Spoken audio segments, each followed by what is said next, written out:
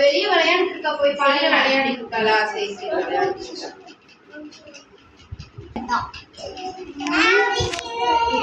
என்ன அழுக சவுண்ட் என்ன போய் பாருங்க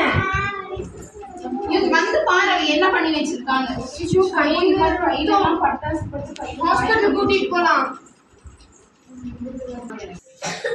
அடிபட்டுச்சு எங்க வரீங்க பொள்ளாச்சி பேரு சாரா வயசு 5 years ஒரு நிமிஷம் வெயிட் பண்ணுங்க வந்தாங்க சார்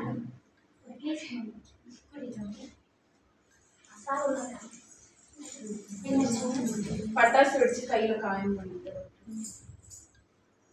பாப்பாக்கு ரொம்ப இதெல்லாம் எதுவுமே போறாங்க அந்த மாதிரிலாம் இல்லை சிஸ்டர் மேம் பாப்பாக்கு டிடி இன்ஜெக்ஷனும் போட்டு விட்டேன் சில்வர் சாயம் போட்டு விட்டேங்க ஓகே வீட்டில் இருந்து ஃபர்ஸ்ட் எய்ட் இல்லை டாக்டர் ஒன்றும் பண்ணுறேன்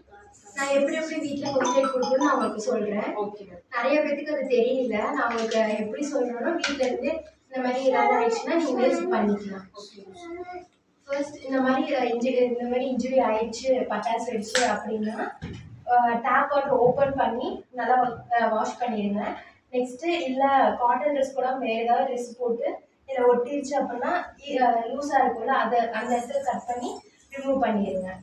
எது யூஸ் பண்ணக்கூடாதுன்னா ஆயில் இங்க் பட்டர் இது எதுவுமே யூஸ் பண்ணக்கூடாது யூஸ் பண்ணுறது வந்து பார்த்தீங்கன்னா ஆலோவேரா ஜெல் மட்டுமே நீங்கள் யூஸ் பண்ணணும்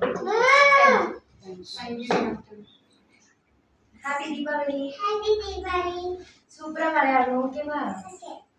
என்ன நீ குழந்தைய கவனிச்சுக்கிற நான் தான் வேலையா இருந்தேன்ல நீங்க பாத்துருக்கலாம்ல சரி அதை விடுங்க குழந்தைக்கு எப்படி பட்டாசு வெடிக்கணும்னு சொல்லி கொடுங்க ஏன் பாப்பா நீ விளையாட தானே போறேன்னு சொன்ன அப்புறம் ஏன் போய் பட்டாசு வெடிச்ச சரி இனிமேல் அம்மாவும் இல்லாம வெளியே போய் பட்டாசு வெடிக்க கூடாது சரியாமா எப்படி பட்டாசு வெடிக்கணும்னு உனக்கு ரூல்ஸ் சொல்லி கொடுக்குறேன் அது மாதிரிதான் நீ எப்பவுமே நம்ம பட்டாசு வெடிக்கணும் புரிஞ்சுதாடா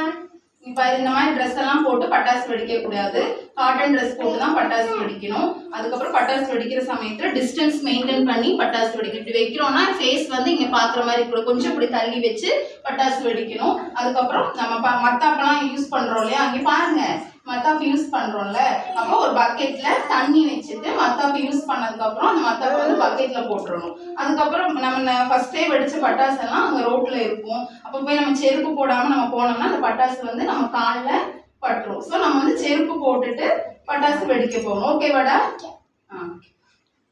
அதுக்கப்புறம் நம்ம கரண்ட் கம்பம் நாய்க்குட்டி பூனைக்குட்டி எல்லாம் இருக்கும்போது ரோட்ல நம்ம பட்டாசு வெடிக்க கூடாது வண்டி இருக்கும்போது நம்ம பட்டாசு வெடிக்க கூடாது யாரும் இல்லாத இடத்துலதான் நம்ம போய் பட்டாசு வெடிக்கணும் ஓகேவா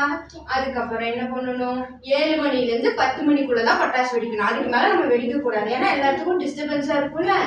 நிறைய பட்டாசு வெடிக்க கூடாது புகை வர பட்டாசுல நிறைய வெடிக்க கூடாது ஏன்னா ஏர் பொல்யூஷன் ஆகும் ஓகேவா